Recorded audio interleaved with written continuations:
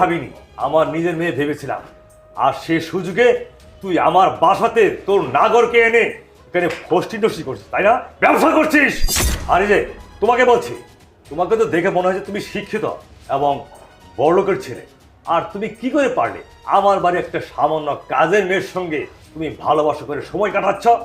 শুধু তো তুমি নয়, এই কাজের মেয়ে আর অনেক ছেলেকে আমার বাড়িতে এনেছে এবং সম্পর্ক করেছে।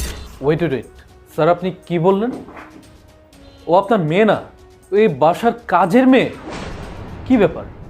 তুমি না আমাকে বলেছিলে যে উনি তোমার বাবা, তুমি বড়লোক ঘরের মেয়ে? কিন্তু কই, আজকে তো দেখছি তুমি এই বাসার সামান্য একটা কাজের মেয়ে। ছি ছি ছি ছি, আমার তো নিজের কাছে এখন ঘৃণা লাগছে যে আমি কিনা একজন কোটিপতির ছেলে হয়ে সামান্য একটা কাজের মেয়ের সাথে এতদিন যাবৎ আমি সম্পর্ক চালিয়ে যাচ্ছিলাম। তুমি আমাকে ধোঁকা দিয়েছো, তাই না? বাহ, চমৎকার।